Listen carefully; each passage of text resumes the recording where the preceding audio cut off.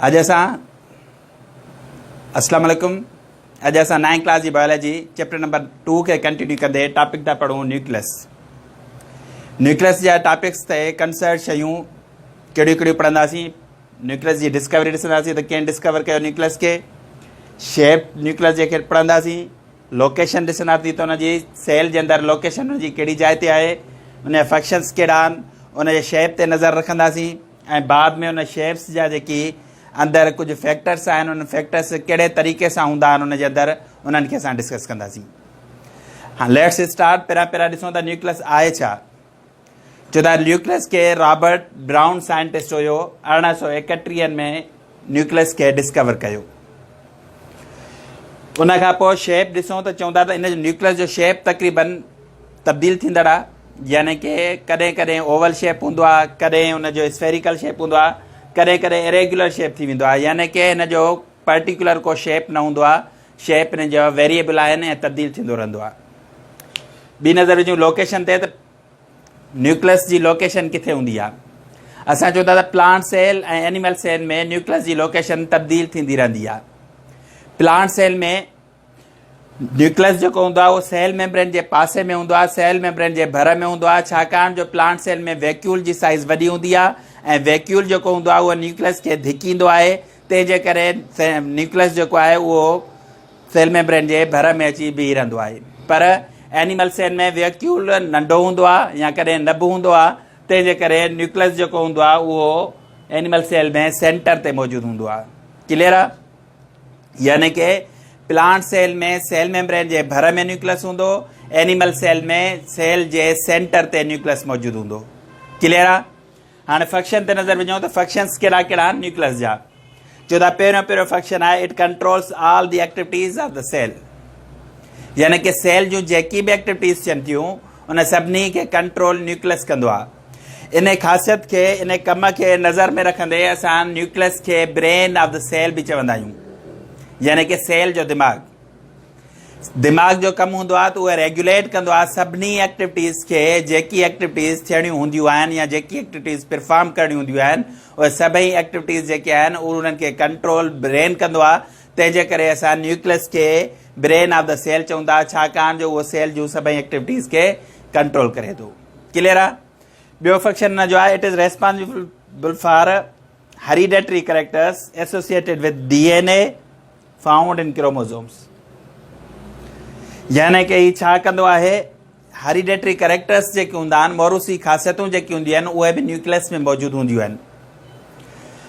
Nucleus में मौजूदु हूंदियूं आहिनि कहिड़ी जाइ ते, चवंदा क्रोमोसोम में, छाकाणि जो क्रोमोसोम जे अंदरि DNA मौजूदु हूंदो आहे। ऐं सभु ऑलरेडी ख़बर आहे त DNA जेको आहे उहो रेस्पॉन्सिबल आहे for the transfer of hereditary characters from parents to offspring. तंहिंजे करे असां चवंदा त जेको न्यूक्लियस जो ॿियो फंक्शन आहे त उहो रेस्पॉन्सिबल आहे हेरिडेटरी कैरेक्टरिस्टिक्स जो। थर्ड वन फंक्शन आहे it also regulates the process of protein synthesis in the cell by producing ribosome through nucleolus, यानी कि प्रोटीन सिंथेसिस भी न्यूक्लियस कंदो आहे। हाणे प्रोटीन सिंथेसिस कीअं कंदो आहे, असां चवंदा राइबोसोम्स ठहनि था। राइबोसोम्स किथे ठहनि था, चवंदा न्यूक्लियोलस में ठहनि था। न्यूक्लियस किथे मौजूदु हूंदो आहे, असां चवंदा उहो बि न्यूक्लियस में मौजूदु हूंदो आहे। हाणे विझूं शेप ते नज़र रखूं त शेप न्यूक्लियस जा कहिड़ो आहे ऐं उनखे अलावा उन जा पार्ट्स कहिड़ा आहिनि ऐं उन्हनि जा कम कहिड़ा आहिनि, उनखे असां डिस्कस कयूं था।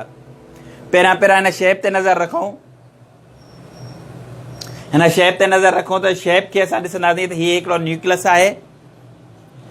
न्यूक्लियस जे हिन शइ खे असां ॾिसूं त हिननि खे असां न्यूक्लियर पोर चवंदा आहियूं, यानी कि न्यूक्लियस जा खाल। इहे मौजूदु किथे हूंदा आहिनि, असां चवंदा न्यूक्लियस जे ॿाहिरीं दीवार में डबल मेम्ब्रेन लेयर हूंदो आहे। डबल मेम्ब्रेन जेके हूंदा आहिनि, न्यूक्लियर मेम्ब्रेन हूंदो आहे डबल, उन्हनि खे असां छा कंदा आहियूं, उन्हनि खे असां चवंदा आहियूं उन जे अंदरि हिकिड़ा नंढा पोर्स हूंदा आहिनि, उन्हनि खे असां न्यूक्लियर पोर्स चवंदा आहियूं। हाणे डिस्कस कयूं त पहिरियों ॾिसूं त न्यूक्लियर मेम्ब्रेन आहे छा। चवंदा हीअ आहे न्यूक्लियर मेम्ब्रेन। न्यूक्लियस जी स्ट्रक्चर खे ॾिसूं त न्यूक्लियस जेका आहे उन जी स्ट्रक्चर मेम्ब्रेन जेका हूंदी आहे उन्हनि जा ॿ तह हूंदा आहिनि, तंहिंजे करे असां चवंदा आहियूं न्यूक्लियर मेम्ब्रेन जेका हूंदी आहे उहा न्यूक्लियस जी डबल मेम्ब्रेन लेयर हूंदी आहे हुन में मौजूदु, यानी कि हिकिड़ो इनर लेयर ॿियो आउटर लेयर। ऐं ॿियनि लफ़्ज़नि में हिकिड़ी चओ हिकिड़ो इनर मेम्ब्रेन ॿियो आउटर मेम्ब्रेन, अंदरूनी झली बैरूनी झली। त हाणे ॾिसूं त हिन खे असां ज़ूम कयो आहे, एज़ इट इज़ किताब में इहा ई फिगर ठहियल आहे जेका मूं हिते ठाही आहे। त हिन खे असां ज़ूम करे ॾिठोसीं त हीअ जेका लेयर आहे हीअ अंदरी मेम्ब्रेन आहे, इनर मेम्ब्रेन, ऐं हीअ जेका मेम्ब्रेन आहे हीअ आउटर मेम्ब्रेन आहे। यानी कि न्यूक्लियस में मेम्ब्रेन्स टोटल घणियूं 2 मेम्ब्रेन्स आहिनि, तंहिंजे करे असां न्यूक्लियस खे डबल मेम्ब्रेन चवंदा आहियूं। क्लियर आहे? ऐं हर हिकु मेम्ब्रेन में यानी कि ॿिन्ही मेम्ब्रेन जे विच में छा हूंदो आहे, हिकिड़ा पोर्स हूंदा आहिनि, सना सना पोर्स हूंदा आहिनि, यानी कि सना सना खाल मौजूदु हूंदा आहिनि। क्लियर आहे? न्यूक्लियोप्लाज़म, सेकेंड वन आहे न्यूक्लियोप्लाज़म। न्यूक्लियोप्लाज़म आहे छा? चओ त हिकिड़ो पाण्याठ सबस्टेंस आहे, जेल लाइक सबस्टेंस आहे, जेको न्यूक्लियस जे अंदरि मौजूदु हूंदो आहे। हीअ आहे न्यूक्लियोप्लाज़म। हीअ जेको टोटल हिन जे अंदरि पाण्याठ मौजूदु आहे, हिन पाण्याठ खे असां न्यूक्लियोप्लाज़म चवंदा आहियूं। यानी कि अहिड़ो जेल लाइक सबस्टेंस जेको न्यूक्लियस जे अंदरि मौजूदु हुजे त हुनखे असां न्यूक्लियोप्लाज़म चवंदासीं। क्लियर आहे? ॿियो आहे क्रोमेटिन नेटवर्क, जेके असां क्रोमेटिन रेटिकुलम बि चवंदा आहियूं। क्रोमेटिन रेटिकुलम आहे छा? असां चवंदा त क्रोमेटिन रेटिकुलम जेको आहे उहो थ्रेड लाइक स्ट्रक्चर आहे जेको मौजूदु हूंदो आहे न्यूक्लियस जे अंदरि। हाणे थ्रेड लाइक स्ट्रक्चर जेको न्यूक्लियस जे अंदरि मौजूदु हूंदो आहे उनजो कमु छा हूंदो आहे? उहो हर हिकु थ्रेड जेको हूंदो आहे उहो ठाहींदो आहे क्रोमोज़ोम खे। असां पढ़ी आया आहियूं त क्रोमोज़ोम जेको आहे उहो ठहियलु आहे DNA जो ऐं उन सां गॾोगॾु प्रोटीन जो। DNA ॾिसूं त DNA आहे छा? चओ था DNA जो एब्रिविएशन आहे डीऑक्सी राइबो न्यूक्लिक एसिड।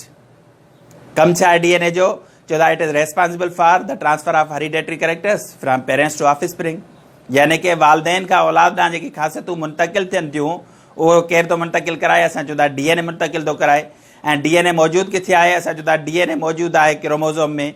ऐं क्रोमोज़ोम मौजूदु किथे आहे? असां चओ था क्रोमोज़ोम मौजूदु आहे क्रोमेटिन नेटवर्क में। ऐं क्रोमेटिन नेटवर्क छा जो पार्ट आहे? असां चओ था न्यूक्लियस जो पार्ट आहे। तंहिंजे करे असां चओ था त न्यूक्लियस जेको आहे उहो मुख्य किरदारु अदा कंदो आहे हेरिडिटरी कैरेक्टर्स खे ट्रांसफर करण में। क्लियर आहे? हाणे चवंदा लास्ट वन आहे न्यूक्लियोलस।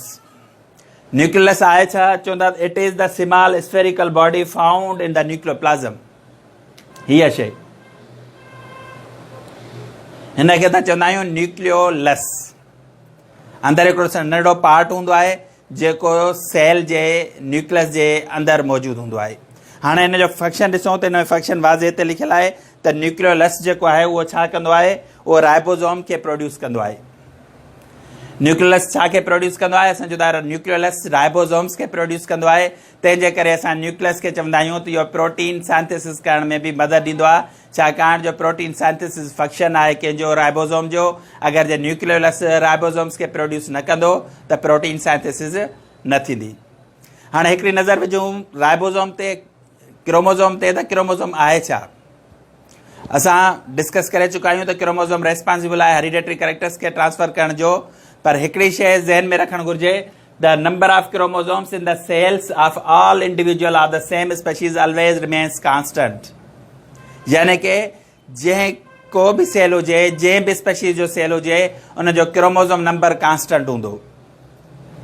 लेट सपोज कीअं? चवंदा मैन खे जो एग्ज़ाम्पल वठूं, मैन जो क्रोमोज़ोम नंबर आहे 46।